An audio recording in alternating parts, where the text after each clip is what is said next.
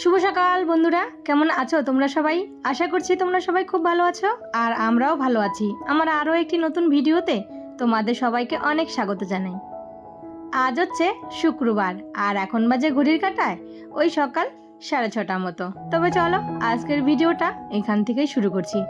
আশা করি ভিডিওটা তোমাদের ভালো লাগবে। তো বন্ধুরা, তোমাদের কাছে একটাই অনুরোধ, ভিডিওটা পুরোটা দেখার জন্য অনুরোধ রইল। ভিডিওটাকেও স্কিপ করে দেখো না। রোজকার মতো তাড়াতাড়ি করে ঘুম থেকে উঠে পড়েছি। ওই যে সকালের যে রুটিন, সেই রুটিন অনুযায়ী কিন্তু ঘুমটা ভেঙে গেছে। তো এইদিকে কালকে যে জামা কাপড়গুলো মেলে দিয়েছিলাম, মানে কেচে দিয়েছিলাম, সেগুলো তো এই গরমে হালকা কিছুটা শুকিয়ে গেছে। আর বাকিটা এই যে এখন ছাদে এসে মেলে দিয়ে গেলাম। আর এত জামা কাপড়, এগুলো যদি কালকে না কাচতাম তাহলে আজকে সকালে অনেকটাই লেট হয়ে যেত। এই জন্য হাতে সময় ছিল বলে সমস্ত জামা কাপড়গুলো কেচে দিয়েছি। ছাদে আসলেই গাছের ফুলগুলোর দিকে তাকালে দেখো মনটা যেন কেমন খচখচ করে। কেন বলো তো? কয়েকদিন থেকে পুজো দেওয়া হচ্ছে না, আর পুজো দিতে দিতে এমনই একটা অভ্যাস হয়ে গেছে, সকালে ঘুম থেকে উঠে ওই পুজোটা না দিলে না ভালোই লাগে না। এটা কিন্তু একটা দৈনন্দিন কাজের মধ্যেই পড়ে যায়। সেই যে সকালে উঠে সমস্ত বাসি কাজ সেরে চান করে পুজোটা দেওয়া। তো আর কয়েকটা দিন তারপরে পুজো দিতে পারবো। তো জামা কাপড়গুলো মেলে চলে আসলাম। আর ভীষণ পরিমাণে গরম, কয়েকদিন থেকে এত পরিমাণে যে গরম পড়ছে কিছুই ভাল লাগছে না, জানো তো। রান্নাঘরে না একদমই টেকা যায় না। তো আমাদের মানে গৃহবধূদের যতই গরম হোক, ঠান্ডা হোক, শীত হোক, বর্ষা হোক, রান্নাঘরে তো কাজ করতেই হবে। একদিকে মুখ গা ঘেমে দরদরিয়ে ঘাম পড়ছে, ঘামে কিন্তু ওই যে দেখো জামা কাপড়গুলো এমনিতেই ভিজে যাচ্ছে, কিন্তু করার কিছু নেই। তবুও এই অসহ্য গরমের মধ্যে এই গ্যাসের সামনে দাঁড়িয়ে কাজ কিন্তু তোমাকে করতেই হবে। তো রান্নাঘরে এসে সবার প্রথমে এই যে রাতের যে বাসনগুলো মেজে রেখেছিলাম সেগুলো সমস্ত গুছিয়ে গামলাটা খালি করে নিলাম। তারপর আটা মেখে নিলাম। আর এর মধ্যে আমার রুটিও করা হয়ে গেছে আর চাটাও বসিয়ে নিয়েছি। হাজবেন্ডের জন্য টিফিনে করেছি রুটি আর হচ্ছে সাথে একটা সমস্ত সবজি দিয়ে একটা তরকারি আর একটা ডিমের অমলেট করে দিলাম। ওইদিকে রান্নাঘরের এক পর্ব শেষ করে চলে আসলাম বেডরুমে। তো সকালে চা খাওয়া হয়ে গেছে, হাজবেন্ডের টিফিনটা পাঠিয়ে দিয়েছি, এখন একটু নিশ্চিন্তে কাজ করতে পারবো। এইদিকে সবজি টবজিগুলো না সমস্ত কেটে কুটে ধুয়ে গুছিয়ে রেখে এসেছি।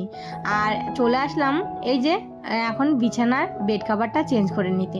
কয়েকদিন থেকে বেড কাভারটা পাতা ছিল, তো ভাবলাম যে না আজকে বেড কাভারটা তুলে দিই।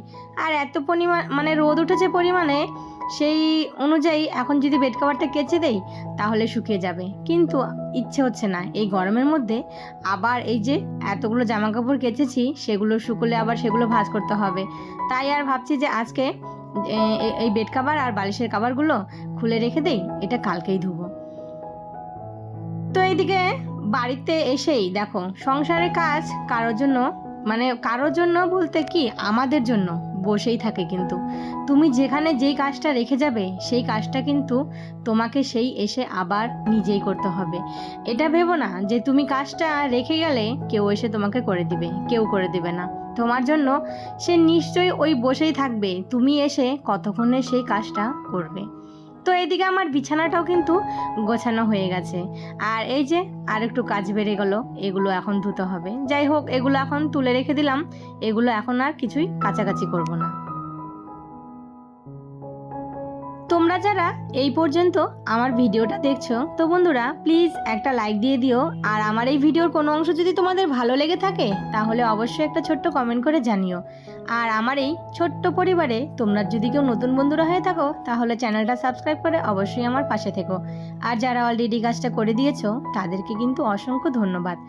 হ্যাঁ, কিছু কিছু বন্ধুরা আছো যারা না চ্যানেলটা সাবস্ক্রাইব না করেই বলছো আমি তোমার পাশে থাকলাম, তুমি আমার পাশে থেকো, কিন্তু এটা কিন্তু ঠিক না। তুমি যদি পাশেই থাকো তাহলে সেই কাজটা করেই তুমি পাশে থাকো। আর তোমার পাশে থাকার জন্য তোমাকে বলতে হবে না। তুমি যদি আমার পাশে থাকো না, ঠিক আমি তোমার পাশে টাইম মতন পৌঁছে যাব। কিন্তু এই যে ভুল করে এই কাজটা করো না যে আমি তোমার পাশে আছি, তুমি আমার পাশে থেকো, অথচ তুমি আমার চ্যানেলটা সাবস্ক্রাইবই করোনি। তাহলে তুমি আমার কি করে বন্ধু হলে, আর আমি বা তোমার পরিবারে কি করে যাব? এই করে করে না অনেক বন্ধুরাই চ্যানেলে আসে, কিন্তু তাদেরকে পরের দিন থেকে আর দেখতে পাই না। যারা প্রকৃত বন্ধু তারা কিন্তু ঠিক চ্যানেলটা সাবস্ক্রাইব করে পাশে থেকে যায়। আর হ্যাঁ, তারা জানে যে না, একটা সময় আছে, সেই সময়টা না হলে তার পরিবারে কিন্তু যাওয়া যায় না। এটা যারা বোঝে তারা ঠিকই অপেক্ষা করে থাকে, আর যারা বোঝে না তারা ওই যে অবুঝের মতন কমেন্ট করে চলে যায়। তো যাই হোক, কেউ খারাপ পেও না, সবার উদ্দেশ্যে এই কথাগুলো কিন্তু বলছি না। কিছু কিছু বন্ধুরা আছে তাদের জন্যই বলছি। আর আমার কিছু কিছু বন্ধুরা আছে যারা না এত ভালো ভালো মিষ্টি মিষ্টি কমেন্ট করে, মানে তাদেরকে এত ভালোবাসা তাদের জন্য, ভালোবাসা দিলেও তাদের কাছে কম হয়ে যাবে। তো এদিকে ঘরটারগুলো সমস্ত কিছু একটু হালকা ডাস্টিং করে নিলাম, কেননা এই কয়েকদিন থেকে, মানে কয়েকদিন বলতে দুদিন থেকে বাড়িতে নেই। আর 1-2 দিন পর পর ঘরগুলো যদি একটু হালকা হাতে পরিষ্কার না করি, এই ধুলোবালি পড়ে না ভালো লাগে না। আর বাড়িতে না থাকলে ঘর বাড়ির অবস্থা এমনিতেও খারাপ হয়ে যায়। এই যে ছেলে আর ওর বাবা ছিল, কি রান্না করেছে, কি খেয়েছে, যেভাবে সেভাবে ঘর বাড়ি গুছিয়ে রেখে দিয়েছে। যাই হোক, যতটুকু করেছে অতটুকুই আমার কাছে অনেক। কেন বলো তো, বাড়িতে লোক না থাকলে কে করে দিবে? আর ছেলে মানুষের তো কাজ না যে কাজকর্ম ফেলে সে ঘরে বসে বসে রান্না করে খাবে। তো এদিকে না ফ্রিজে মাছ ছিল, সেই যে পমফ্লেট মাছটা, এই মাছটা তো আমার ভীষণ প্রিয়। হাজব্যান্ডকে বলে রেখে গেছিলাম যে আর মাছ আছে সেগুলো খেও, কিন্তু এই 4 পিস মাছ রেখে দিও। আমি এত ভালোবাসি, তাই জন্য কিন্তু আমার হাজব্যান্ড এই মাছটা ছুঁয়েও দেখেনি, বলেছে যে তুমি আসলে এটা রান্না করবে। তো ফ্রিজ থেকে মাছটা বের করে এনে জল দিয়ে ভালো করে আরেকটু ধুয়ে নিলাম, তারপর নুন হলুদ মাখিয়ে রেখেছি। আর এইদিকে একটু তরকারি বসিয়েছি। কি বলো তো, এটা হচ্ছে লোটে শুটকি। তোমরা যারা রোজ আমার ভিডিও দেখো তারা কিন্তু অনেকেই জানো আমি লোটে শুটকি খেতে ভীষণ ভালোবাসি। সেটা হচ্ছে সমস্ত রকমের সবজি দিয়ে এইরকম মাখা মাখা করে। তো ওইদিকে তরকারিটা বসিয়ে তোমাদেরকে একটা জিনিস দেখাচ্ছি। এই দেখো আমার ছেলের কাজ, বড় ছেলে। এই যে বাড়িতে ছিলাম না, এই তেলের কন্টেনার দিয়ে কি করেছে জানি না, গ্যাসের সামনে মানে গ্যাসের উপরে কড়াই বসিয়ে দিয়ে তার পাশে কৌটোটা রেখেছিল। কি যে করেছে, আমি ওকে জিজ্ঞেস করেছি এই কৌটোটার এই অবস্থা হয়েছে কেন। বলল যে মা, আমি এটা না এখানে রেখেছিলাম, গরমে এটা গলে গেছে, ভাগ্যিস সেটা ফুটো হয়ে যায়নি। তো কি করব বলো, ওকে অনেকবার বলি যে গ্যাসটা জ্বালাবি একদম কিন্তু সাবধানে, কিন্তু কার কথা কে শোনে, বাড়িতে না থাকলে এরকমই করতে থাকে। তো এদিকে কালকে রাতে হাজবেন্ড নিয়ে এসেছে ডিম, তো একটা ডিম দেখো ফেটে গেছে। আর এইদিকে কিন্তু আমার সমস্ত রান্নাও হয়ে গেছে। এখানে রান্না করেছি এই যে মিষ্টি কুমড়ো করলা দিয়ে ভাজি, আর সাথে শুটকি মাছের তরকারি। আর ছেলের জন্য না 1 পিস মাছ ভাজা রেখে দিয়েছি। ও বলল মা আমার জন্য মাছটা ভেজে রেখে দাও।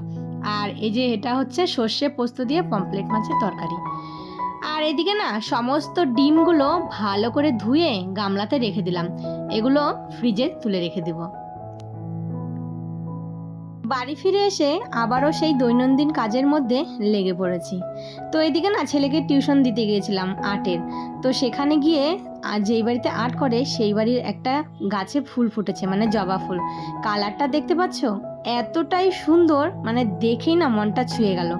তো আমি ভাবলাম যদি একটা ডাল নিয়ে আসতে পারতাম, কিন্তু কোনো উপায় নেই, আনা যাবে না। তারপর হাজবেন্ড কিনে দিল কলা, আর ছেলে বলছে বিস্কুট খাবে, তো ওর জন্য 2টো বিস্কুটও নিয়ে আসলাম, আর সাথে আনলাম 2টো আলুর চপ। তো চলো বন্ধুরা, আজকের ভিডিওটা না এখানেই শেষ করি। সবাই ভালো থেকো, সুস্থ থেকো। আর ভিডিওটা কেমন হয়েছে অবশ্যই একটা কমেন্ট করে জানিও। আবারও দেখা হবে নতুন কোনো ভিডিওর সাথে।